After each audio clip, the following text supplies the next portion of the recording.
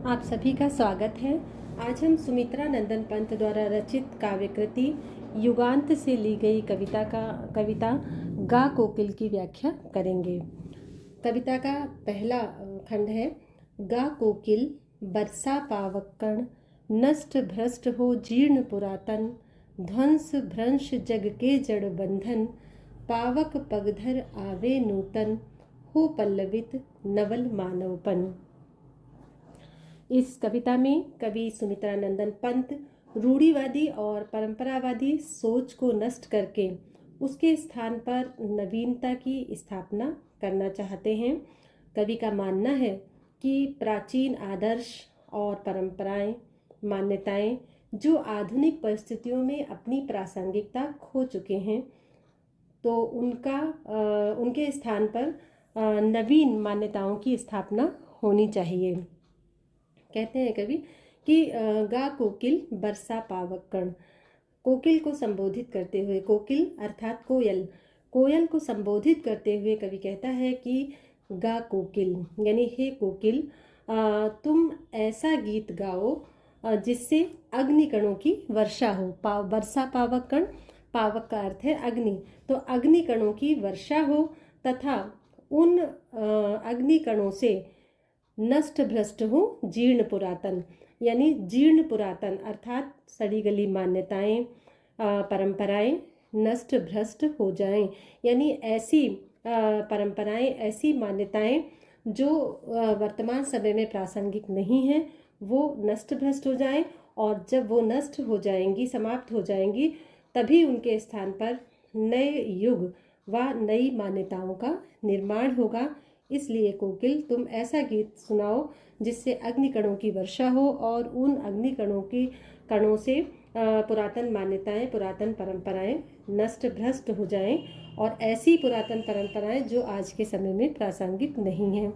ध्वंस भ्रंश जग के जड़ बंधन, इस पंक्ति में वो कहते हैं कि जड़ बंधन, जड़ बंधन अर्थात ऐसे बंधन, ऐसे नियम, ऐसी परंपराएं जिन्होंने मनुष्य को जड़ बना दिया है, जड़वत कर दिया है या जड़ बना दिया है, अर्थात जो उसकी प्रगति में बाधक हैं, उन बंधनों का वे बंधन ध्वंस भ्रंश हो जाएं, यानी वे बंधन नष्ट हो जाएं, यानी ऐसी परंपराएं, ऐसे नियम जिन्होंने मनुष्य को जड़वत कर दिया है और जो उसकी प्रगति में बाधा उत्पन्न कर रही हैं, तो वे बंधन जो है वो नष्ट हो जाएं, समाप्त हो जाएं।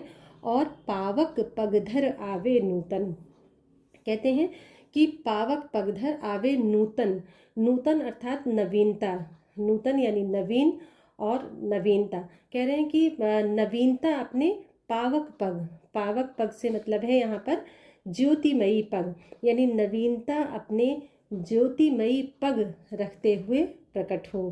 कवि का अभिप्राय है कि नवीनता का आलोक चारों दिशाओं में फैल जाए तथा हो पल्लवित नवल मानवपन, और नवल यानी नवीन, मानवपन यानी मानवता, और नवीन मानवता पल्लवित हो यानी विकसित हो। भाव ये है कि कवि चाहता है कि ऐसी मानवता का विकास हो जिसमें ईर्ष्या, द्वेष, कलह, वैमनस्य, द्वंद्व आदि न होकर प्रेम, अहिंसा और सौहार्द का भाव हो। तो हे कोकिल, तुम ऐसा गीत सुनाओ जिससे समाज में ये परिवर्तन हो सके। आगे की पंक्तियां हैं। गा कोकिल भर स्वर में कंपन, झरे जाति कुल वर्ण पर्ण धन, अंध नीड़ से रूढ़ रीति छन, व्यक्ति राष्ट्रगत राग द्वेष रण, झरे मरे विस्मृति में तत्क्षण। इन पंक्तियों में कवि कहते हैं कि उनका भाव है कि समाज में क्रांति होनी चाहिए, क्रांति की कामना करता है कवि। इसमें कहते हैं कि हे कोकिल, गा कोकिल भर स्वर में कंपन, यानी हे कोकिल अपने स्वर में कंपन भर करके गाओ, यानी ऐसे स्वर से, इस प्रकार से गाओ कि जिससे कंपन उत्पन्न हो जाए। कंपन से अभिप्राय है हलचल या उथल पुथल मच जाए, हलचल या उथल पुथल क्रांति का प्रतीक है।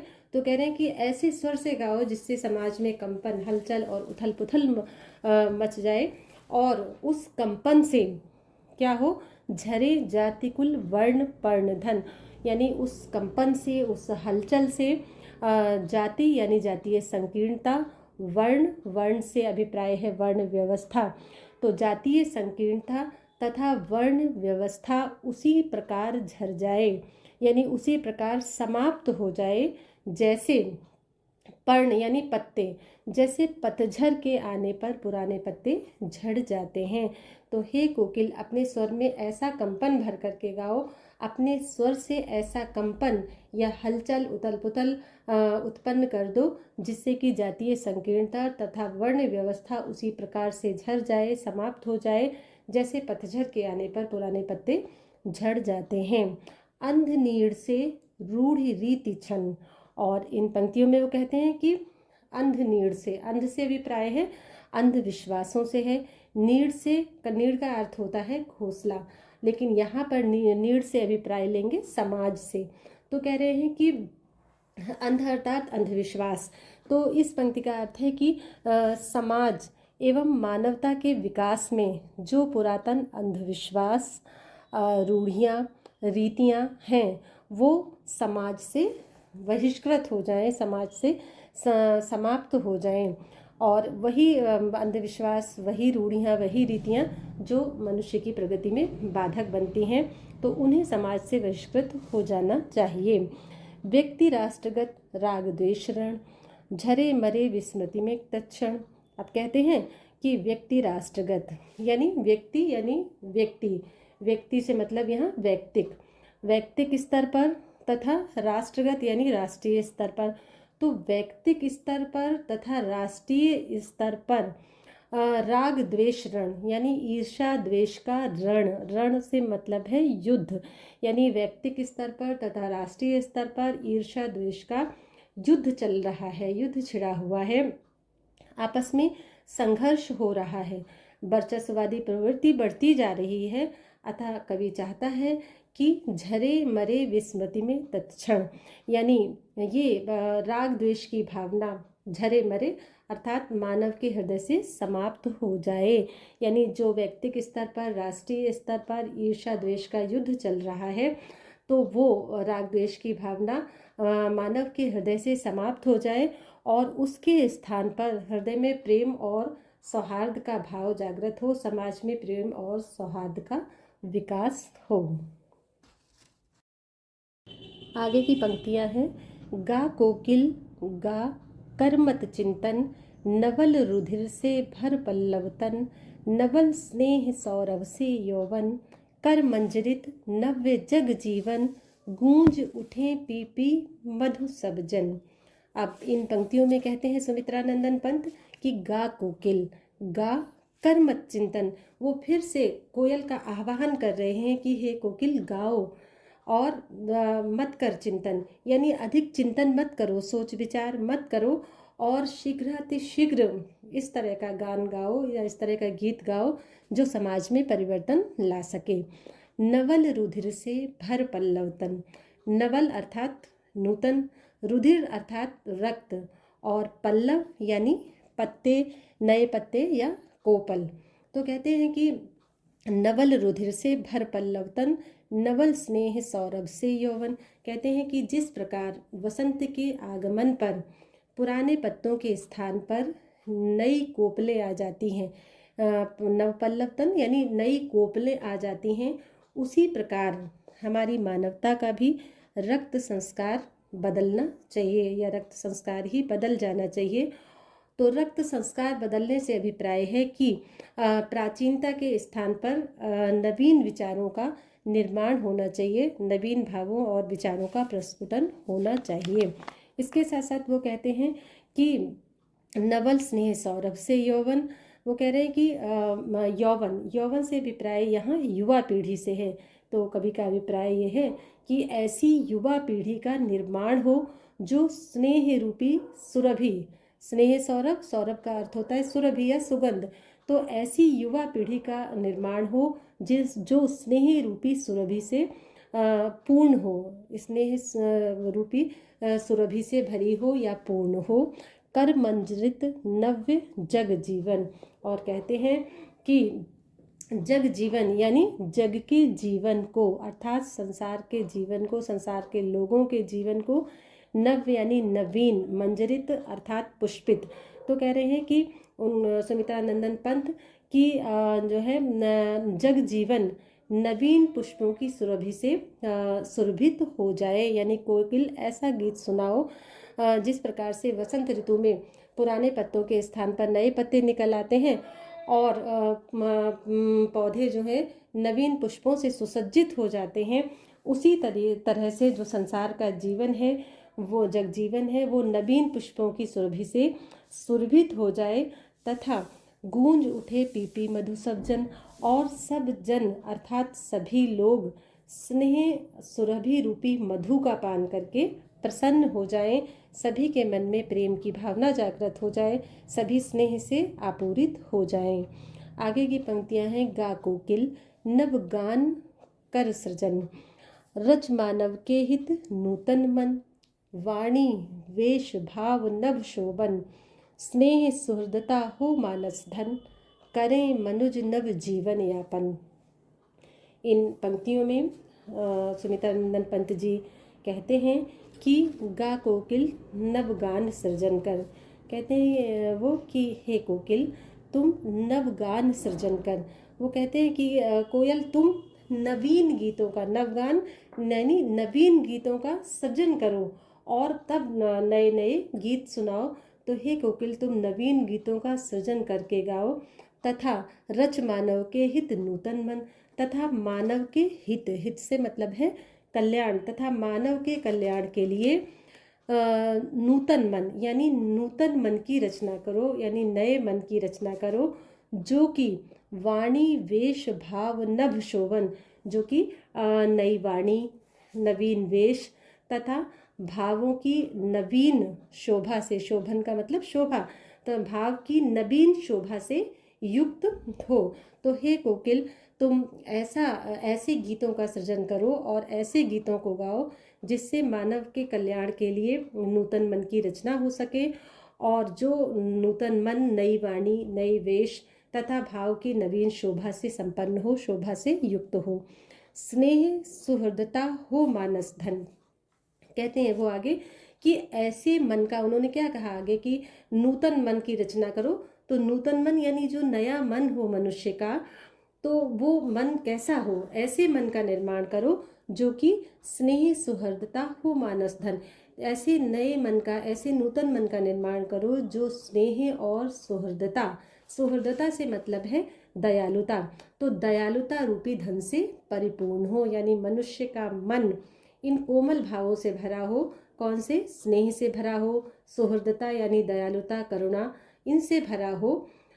इस प्रकार मनुष्य नवीन रूप में फिर अपना जीवन यापन कर सके, करे मनुज नव जीवन यापन, यानी इस तरह से नवीन भावों से, इन नवीन भावों से आपूरित होकर के, स्नेह से, दयालुता से, करुणा से आपूरित होकर के मनुष्य नवीन रूप में अपना जीवन यापन कर सके। नवीन रूप में जीवन यापन से अभिप्राय है कि यदि मनुष्य के मन में ये सुकोमल भाव होंगे, एक दूसरे के प्रति प्रेम होगा, करुणा की भावना होगी, दया की भावना होगी, तो आपस में संघर्ष मिट जाएगा और सभी लोग शांति से अपना जीवन यापन कर सकेंगे। अंतिम पद्यांश है, गा कोकिल संदेश सनातन, न मानव दिव्य स्फुलिंग चिरंतन, वह न देह का नश्वर रजगण, देश काल है उसे न बंधन, मानव का परिचय मानवपन, कोकिल गा मुकुलित हो दिशि क्षण। कहते हैं सुमित्रानंदन पंत इन पंक्तियों में कि हे कोकिल तू गा कोकिल संदेश सनातन, हे कोकिल तू मानव के कल्याण के लिए सनातन संदेश अर्थात शाश्वत संदेश से भरे गीतों का गान कर। गा कोकिल संदेश सनातन यानी शाश्वत संदेश से भरे गीतों का गान कर, मानव दिव्य स्फुलिंग चिरंतन, और वो कहते हैं कि जिससे मनुष्य के हृदय में दिव्य स्फुल्लिंग, स्फुल्लिंग का अर्थ होता है अग्निकण या चिंगारी, तो वो कहते हैं कि जिससे मानव के हृदय में दिव्य आलोक भर उठे या मानव के हृदय में दिव्य आलोक से पूर्ण विचार जागृत हों। मानव दिव्य स्फुलिंग चिरंतन, यानी ऐसे मानव कल्याण के लिए ऐसे शाश्वत संदेश भरे गीतों का गान करो जिससे मनुष्य के हृदय में दिव्य आलोक से पूर्ण विचार जागृत हो सकें। वह न देह का नश्वर रजकण। अब मनुष्य की अमरता का प्रतिपादन करते हुए कवि कहता है कि वह न देह का नश्वर रजकण, की मनुष्य केवल रजकण, रजकण यानी मिट्टी के कण या माटी के कण। तो कहने का अभिप्राय ये है कि मनुष्य केवल रजकण यानी माटी से बना नश्वर देह मात्र नहीं है, यानी मनुष्य का परिचय केवल इतना नहीं है कि वो माटी की काया है उसकी और एक दिन उसे नष्ट हो जाने हैं। तो इसलिए मनुष्य केवल माटी से बनी नश्वर देह मात्र नहीं है। क्यों नहीं है नश्वर देह मात्र? क्योंकि उसके भीतर आत्म तत्व है और वो आत्म तत्व अजर अमर होता है। इसलिए वो कहते हैं कि देश काल है उसे न बंधन, यानी जो आत्म तत्व है मनुष्य की नश्वर देह के भीतर जो आत्म तत्व है वह अजर अमर है तथा वो देश काल के बंधन से परे है। उस पर देश काल का बंधन लागू नहीं होता, वो देश काल के बंधन से परे है। मानव का परिचय मानवपन। और अंत में कहते हैं कि मानव का परिचय मानवपन। मानव का मतलब, मानवपन का अर्थ है मानवता। तो मनुष्य का सच्चा परिचय क्या है? मनुष्य का सच्चा परिचय तो उसका मानवपन है। मानवपन अर्थात उसकी मनुष्यता है। और मनुष्यता क्या होती है? यानी मनुष्य की जो वास्तविक पहचान है, उसकी मनुष्यता की जो पहचान है कि वो वास्तव में मनुष्य है, वो उसके श्रेष्ठ मानवीय गुण होते हैं। यानी मनुष्य का सच्चा परिचय उसके श्रेष्ठ मानवीय गुण होते हैं। जो श्रेष्ठ मानवीय गुणों से भरा हुआ है, युक्त है, वही सच्चा मानव कहलाने का अधिकारी है। कोकिल गा मुकुलित हो दिशिक्षण। और इस अंतिम पंक्ति में कवि कहता है कि कोकिल ऐसा गीत गाओ जिससे कि मुकुलित हो दिशिक्षण, यानी जिससे समस्त दिशाओं का कण कण विकसित और प्रफुल्लित हो जाए। हे कोकिल, ऐसा गीत सुनाओ कि सभी दिशाओं के कण कण में विकास हो, सभी दिशाओं के कण कण विकसित और प्रफुल्लित हो उठें। इस कविता की भाषा परिष्कृत खड़ी बोली है और इस कविता में सुमित्रानंदन पंत जी ने नवीनता का आग्रह किया है और प्राचीन मान्यताओं, प्राचीन परंपराओं और रूढ़ियों का खंडन किया है और उनके स्थान पर उन्होंने नवीन मान्यताओं और परंपराओं की स्थापना पर बल दिया है। उनका मानना है कि समय समय पर पुरातन मान्यताओं और परंपराओं का परिष्कार होते रहना चाहिए। अलंकारों की बात करें तो इसमें अनुप्रास, रूपक आदि अलंकारों का प्रयोग हुआ है। आप सभी का बहुत बहुत धन्यवाद।